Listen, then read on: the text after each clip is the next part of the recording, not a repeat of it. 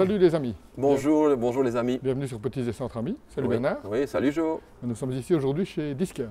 Oui, oui, en effet. Nous avons été invités par la concession BMW Discar à Liège pour vous présenter et vous faire découvrir avec nous, puisqu'on ne la connaît pas, la nouvelle BMW X2. Ouais. Moi je crois qu'on a essayé la Ferrari, mais non, ça c'était autre Écoute, chose. C'était autre chose. C'était un petit passage ce matin chez Ferrari Francorchamps. Nos amis auront vu sur notre page Facebook, Tout à fait. ils t'auront vu très proche d'une Ferrari, donc ils auront peut-être pensé qu'on allait essayer ça, mais ce ne Eh sera oui. pas pour tout de suite. Oh, on l'espère oui, un jour. bien sûr. Je devais déposer une voiture à l'entretien, mais voilà, on va essayer un jour d'aller vous chercher une chouette voiture aussi à laisser chez eux. Mais bon, voilà. Ben voilà, parlons de ce X2. Donc, tu vas nous décrire un petit peu esthétiquement l'extérieur et écoute, l'intérieur. Le X2, si on doit par rapport à l'histoire de BMW et de sa gamme X, on le sait, on a la X6 qui est le coupé du X5, on a la X4 qui est le coupé du X3, la X2 pardon, se veut, on va dire, être le coupé du X1. On verra qu'esthétiquement, ce n'est pas tout à fait le cas. Donc c'est ça qui nous interpelle tous les deux. Puisque, à part les rétroviseurs et je ne sais plus quelle autre pièce, il n'y a rien de commun entre les deux véhicules. En effet, on a vraiment, et moi je veux dire que cette voiture, pour ça, je trouve qu'elle a vraiment un côté qui est voilà, très chouette, très racé. On a vraiment une voiture qui est radicalement différente. On a vraiment l'impression que soit les stylistes se sont lâchés, en voulant offrir une voiture un tout petit peu plus, voilà, typée, ou alors c'est une autre équipe qui l'a dessinée en tout cas, mais elle est différente. Ça c'est vrai par rapport au X1. On a la chance ici d'avoir deux véhicules de même teinte qui sont l'une derrière l'autre. Et le X1, donc on va pouvoir faire la comparaison entre les deux. L'idée n'est pas de faire une comparaison non plus, mais sur certains points de détail, vous pourrez ainsi remarquer avec nous bien, les différences majeures, en tout cas au niveau du style extérieur de la voiture. Tu nous fais la présentation? Écoute Joe, voilà, action, il suffit de se retourner déjà. C'est facile. Voilà, la première chose qui est à remarquer bien sûr, c'est cette face avant, ici qui est assez marquée, avec bien sûr comme toujours chez BM, le museau qui est inversé, parce que c'est vrai que d'habitude c'est dans l'autre sens. Tout à fait. C'est un peu une des nouveautés. Avec les 3 prises d'air ici devant. Exactement. Et on peut remarquer, disons même ici, qu'on est un tout petit peu plus dans la rondeur. On a quand même un véhicule qui est un tout petit peu plus rond en tout cas, beaucoup moins marqué sur l'arête, qui est une signature de chez BM. Et donc on a ici, donc rien que sur la face avant, et vous le verrez par rapport à la X1 où Joe vous mettra quelques images. Donc déjà ça, c'est un avant qui n'est absolument pas correspondant. Rien qu'au niveau des découpes du capot, du découpe de la partie calante, déjà rien que ça, c'est déjà flagrant. Même le dessin des phares ne correspond pas à ce que nous aurons signature visuelle qui est un petit peu modernisée aussi, parce que là c'est vrai qu'on a les phares LED de série par rapport au pack M, puisqu'elle dispose du pack M. Et donc on voit ici la nouvelle signature visuelle qui abandonne un peu les ronds, parce qu'on avait l'habitude de voir les feux de jour en rond pour moi, ce qu'on va dire, c'est un octogone, un hexagone. Oh, écoute, oui, pour une forme plus, voilà. Oui, un peu plus octogonale, on va dire ça comme ça. Donc voilà. Mais effectivement, une nouvelle signature qui lui donne un caractère bien affirmé, ça c'est certain. Alors bien sûr, la différence, si tu te recules, Joe, c'est clairement ce profil que l'on peut apercevoir ici. Voilà, un profil très dessiné, très marqué ici au niveau du train arrière, un petit peu, voilà. Un petit peu dans l'esprit d'un shooting break de la grande époque. Donc voilà, donc profil très marqué et qui se termine ici avec un arrière qui est très spécifique à la X1, donc qui est vraiment très typé. Même chose, la signature visuelle au niveau des phares. Oui. Celle-ci est équipée du pack M. Classique. Maintenant, il y a 2 packs M. Il y a le pack M et le pack MX. Qui est vraiment un pack spécifique, on en parlera, puisque notre modèle d'essai qu'on aura tout à l'heure, lui dispose du pack MX, donc qui est plus un pack sportif, mais avec différents appendices qui renforcent le côté baroudeur. C'est plus esthétique bien sûr, mais on peut en parler en montant dans l'autre voiture. Donc évidemment, ce pack M, donc très jolie voiture effectivement, double sortie d'échappement. Donc très sympa, et de bon diamètre pour une fois, c'est des belles buses, très clairement. De nouveau dans le pack M. 20i. Voilà, ici c'est une 2 litres I, donc elles sont livrables, et c'est un 2 litres I qui fait l'équivalent de 192 chevaux ou 192 chevaux pour nos amis français. Donc voilà, véhicule très typé, donc vous le verrez, on va passer sur la X1 rapidement après. Donc voilà, on retrouve un petit clin d'œil qui remonte, je pense, aux années 70 ou aux années 70, c'est-à-dire que c'est un logo qu'on retrouvait sur la 3 litres CSL, qui je trouve coup, voilà, donne un petit clin d'œil à cette voiture. Moi, j'aime beaucoup, effectivement, ce petit rappel sportif de l'histoire de BMW. Donc ça, franchement, c'est le bienvenu. Les voitures sont livrables avec des suspensions pilotées, et donc qui sont disponibles avec des jantes de 19 pouces exclusivement. Oui. Sinon, si on veut les 20 pouces, là, on a la suspension classique. Suspension classique. Et le premier diamètre disponible, c'est le 19 pouces chez BM. Avant d'aller plus loin sur l'extérieur, on peut se tourner comme ça rapidement sur la X1. Donc, comme je vous l'expliquais il y a quelques secondes, comme vous pouvez le voir, la découpe n'est absolument pas comparable, donc très vite. Ça paraît être un peu la même voiture, mais non. Vous le voyez, donc ici, la découpe capot, la présentation de la calandre. Là, on a le museau classique, voilà, habituel. Les phares sont déjà les mêmes. Et alors, bien sûr, donc la découpe, voilà, ici, la découpe, le profil. Là, même si on est sur le même châssis et sur le même, voilà, et sur les mêmes trains roulants, comme vous pouvez le voir, voilà, ici, on n'a strictement aucune, il n'y a que très peu de rappel entre la X1 et la X2. Alors, au niveau intérieur, on va regarder puisqu'on y arrive. Voilà, je le découvre avec vous. Donc, le coffre est un petit peu plus petit, je pense qu'il perd quelques litres par rapport, on détaillera tout à l'heure, il perd quelques litres par rapport. Vous pouvez le voir ici, on a un petit espace de rangement supplémentaire donc qui pourrait nous permettre de mettre l'un ou l'autre sac souple en dessous. Donc ça peut être quand même toujours un espace disponible en plus, parce que le but c'est de garder un coffre, un sol plat. Donc voilà, on a ceci. On peut basculer les sièges, bien sûr, entre un tiers, 2 tiers. La banquette n'est pas coulissante. La banquette n'est pas coulissante. En effet, je me suis laissé dire, alors que la X1 est a le même intérieur, la X1 dispose de la banquette coulissante, pas la X2. C'est un petit regret de la part de BM de ne pas l'avoir mis, parce que ça peut effectivement offrir une capacité de chargement un peu plus importante. Les sièges sont basculants depuis l'intérieur. Donc voilà, donc on ne peut pas les basculer du coffre. Ici, je constate que le siège avant est fortement reculé. Je vais quand même y glisser. Oui, c'est pas révélateur. Voilà, parce qu'ici, là ça c'est normal. Donc ici, c'est pas révélateur, comme tu le dis, Joe. Mais bon, voilà, j'ai quand même une hauteur suffisante au niveau de la tête.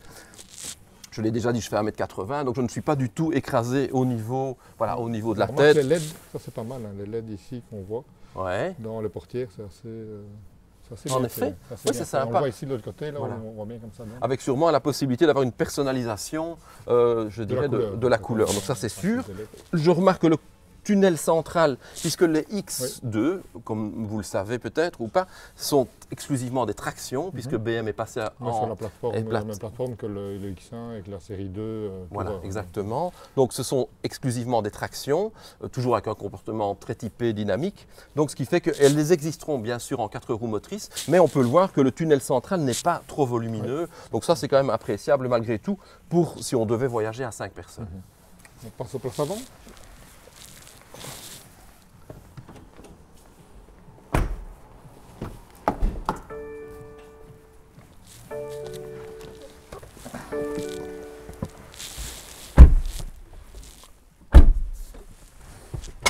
Donc,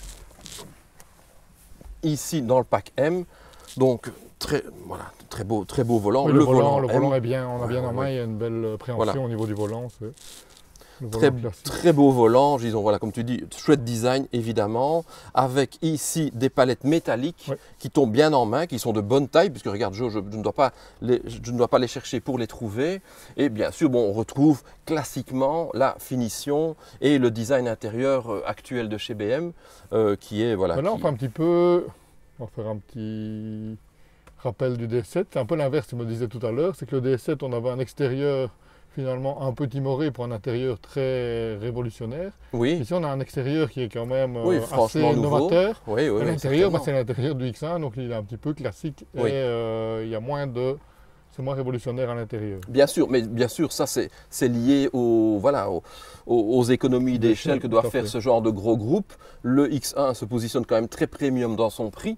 S'il devait en plus repenser l'intérieur, effectivement, ce que j'aurais aimé, je le dis sincèrement, j'aurais aimé un intérieur un peu plus spécifique, un peu plus typé sport, ça aurait encore fait monter la note à mon avis de quelques milliers d'euros. Donc BMW a préféré pour l'instant en tout cas se contenter de conserver l'intérieur du X1, du X2, enfin voilà, dans le X2 et ainsi bon, essayer de contenir malgré tout le prix, même si nous en parlerons tout à l'heure, celui-ci est quand même un tout petit peu premium. Maintenant au niveau finition, là on est sur une très belle finition. Oui, oui, oui. Rien à dire, rien à dire. Ici, comme là, les inserts, ici en alu. Oui, c'est de véritable aluminium, ce n'est pas du plastique collé, bien sûr. Le tableau de bord moussé en cuir. Oui, oui, même ici, tu vois, Jo, ben là, ici, c'est du cuir en positionnement qui est un peu moelleux. On a des plastiques durs en dessous, mais ça, c'est tout à fait logique et légitime. Voilà, on a des petites surpiqûres dans le cas présent. Des petites surpiqûres bleues. C'est le cas du pack M, hein, forcément. C'est le principe du pack M. Bien sûr, voilà, très belle petite casquette, des compteurs de petite taille. Donc, clairement, c'est. Voilà, ici, je n'ai évidemment pas de possibilité de démarrer, mais voilà. Dans le véhicule qu'on va essayer. Voilà, bien sûr. Par contre, au niveau de l'écran, c'est vrai qu'on reste, je me le disais aussi, une petite déception aussi, c'est le petit écran. Voilà, un écran encore de petite taille par rapport à la nouvelle classe A qu'on espère essayer bientôt. L'écran est vraiment... Ah oui, oui, donc chez Mercedes en tout cas, mais voilà, on a carrément ici un tableau de bord à l'horizontale qui est donc et qui reprend deux écrans côte à côte, l'écran de commande pour les fonctions bien sûr compteur, contour et ainsi de suite, et l'écran pour tout ce qui est radio et GPS et navigation. Donc vraiment ici un tableau de bord beaucoup plus novateur. Ici, tu dis ton petit graisse, c'est qu'on graisse sur cet écran un peu qui ressort un peu, mais qui n'est pas. On a l'impression qu'on le voit comme ça qu'il est amovible, mais il n'est pas amovible. Certainement. Il est certainement. Certainement. On aurait pu, comme je l'ai déjà dit quelques fois, il aurait pu descendre et se dissimuler dans le tableau de bord pour des raisons d'esthétique, de discrétion. Mais bon, voilà, mais sinon, voilà, on peut le dire, chez BM, comme toujours, c'est 9 sur 10 pour la finition, c'est du robuste. Tableau de bord orienté, comme chaque fois chez BM. Oui, légèrement orienté vers le conducteur. Donc, on se sent bien dans les sièges. Je vais sortir, tu vas filmer les sièges, Jo. Mais effectivement, donc, ce sont des sièges qui font partie du pack M. Je vais fermer ça. Voilà, les sièges font partie du pack M et voilà, vous pouvez le voir ici, excellent maintien, toujours la surpiqûre bleue. On a ici, Jo, comme tu peux voir, les couleurs de BMW M Motorsport. Ah oui, c'est pas mal. Ça. Donc voilà, donc c'est quand même pas mal, je trouve, d'avoir donc ces sièges qui sont bien dessinés et très confortables à l'usage. On montrerait le moteur parce qu'ici justement c'est le moteur essence. Nous on va essayer le diesel, mais ici c'est l'essence. C'est intéressant de voir le moteur.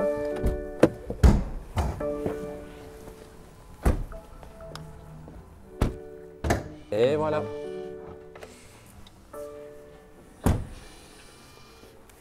Voilà un système à vérin. Oui. Signe de... Voilà, donc des vérins de bonne taille. Signe du premium. Voilà. De l'insonorisant. Oui. On l'a déjà dit, dans certains véhicules, ça n'apparaît plus. Bon, ils l'ont mis. Et bien sûr, comme toujours, moteur un peu en retrait pour une meilleure centralisation des masses au niveau du véhicule. Dans ce cas-ci, Twin Power, c'est un moteur simple turbo double entrée. Hein, oui, exactement. Et c'est donc le 2 litres, ici 2 litres essence. Donc voilà, moteur très bien propre, très bien présenté comme toujours chez BM. Donc de ce point de vue-là, je dirais que rien à dire de spécial, bien au contraire, il reste toujours dans les constructeurs premium pour la présentation de leurs produits. Bon, on n'a plus qu'une envie, c'est d'aller essayer sur la route. Allez. Eh bien, vous verrez, ici, on va passer du black au white. Oui, tout à fait. Absolument.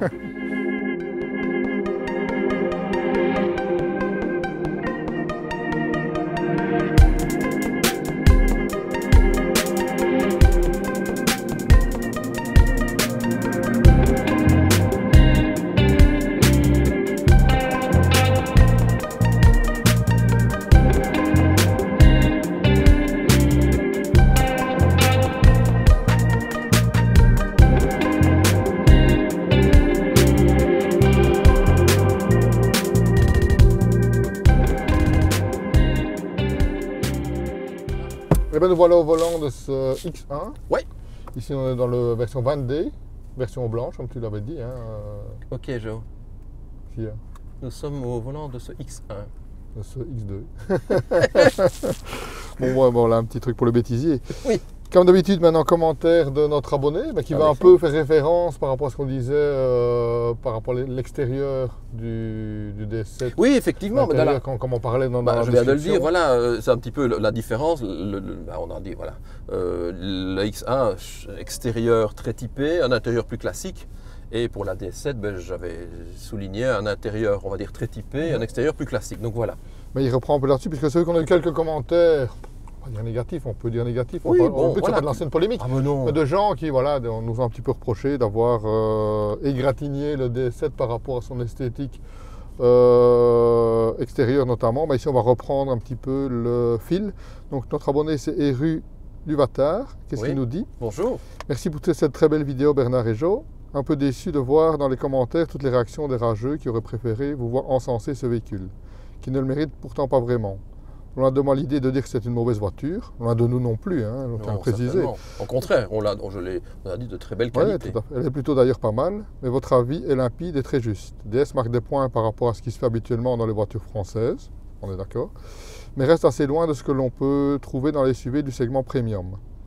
Et qui plus est, la voiture arrive vraiment trop tard sur le segment sans y apporter une vraie originalité. D'autres s'y sont tentés avec bien plus de succès. Je pense au récent Stelvio par exemple, qui est sans doute moins bien fini que le DS7, c'est vrai, mais qui démontre une vraie personnalité. Oui. Les premiums allemands peuvent continuer à dormir sur leurs oreilles pour acheter un beau SUV français. Pour bien moins cher que le DS7, je pense que le 3008 restera un meilleur choix. Tout est dit pour moi. Je pense que c'est un petit peu... Et merci pour ce commentaire. Parce que merci, vraiment. Ça correspond tout à fait à notre état d'esprit lorsqu'on a essayé la voiture. C'est un peu le message qu'on a voulu faire passer. C'est ce qu'on a dit. C'est clairement ce qu'on a dit. Moi, je dis simplement, DS pour moi a une belle histoire. Elle a un passé et je trouve qu'ils auraient pu vraiment partir soit sur un coupé, où on avait l'histoire de la... C'est vrai qu'on n'a pas pensé à l'époque. Le Stelvio est un bel exemple aussi. Oui, on a dit l'Evoque, mais il y a le Stelvio aussi, où ils ont osé rompre les standards. Et eux aussi partaient d'une feuille blanche. Donc je trouve que DS partant d'une feuille blanche aurait pu, voilà, je le dis, offrir un design beaucoup plus caractériel, à savoir, bon, on avait l'esprit de, comme je le disais, de la DS, avoir un design beaucoup plus tiré. Bon, on a l'esprit de la Citroën Maserati, enfin on se comprend. Ce que je veux dire par là, c'était oser, voilà, oser un peu plus dans le design, comme l'a fait Lamborghini avec la Urus. Voilà, il y a la SM, il y avait la DS, on aurait pu faire une DS un peu dans l'esprit de la DS comme Alpine l'a fait, mais en reprenant bien sûr son design original. Je pense que là, ils auraient pu taper un peu plus fort. C'est ce qui m'aurait vraiment séduit et qui lui aurait donné un intérieur top, un extérieur top. Voilà, j'aurais aimé ça. C'est ça, je pense, par rapport au design. Et moi, c'est vrai que j'avais donné le point par rapport au prix. Mais je pense que lui, il le dit aussi, c'est qu'au niveau du prix, je veux dire, quitte à mettre ce prix-là, je peux payer un peu moins cher et prendre un 3008. C'est vrai, parce que le 3008, voilà, c'est une très belle proposition. Lui, le design est réussi, intérieur et extérieurement. C'est le même châssis, c'est le même... Le succès est au rendez-vous. La DS7 se vend certainement très bien, elle va se vendre certainement très bien, parce que voilà, il joue le côté premium français, haut de gamme français, qu'elle revendique. Bon, de ce point de vue-là, c'est du marketing, on ne le conteste pas. Mais comme tu le dis, à juste titre... Personnellement, on donne notre avis, il faut quand même remettre l'église au milieu du village. On donne notre avis, il vaut ce qu'il vaut, vous êtes d'accord, vous n'êtes pas d'accord, vous le faites savoir et tant mieux dans les commentaires, mais donc ce n'est jamais qu'un avis. Absolument. Et donc voilà, ici on va clôturer ici la page DS7 de toute façon, et pour démarrer la page X2, donc on est parti. On est parti avec la X2, allez, action. Et donc on se retrouve dans l'épisode 2 de cet essai pour notre essai routier. Oui, en effet. Donc à tout à l'heure les amis. À tout de suite.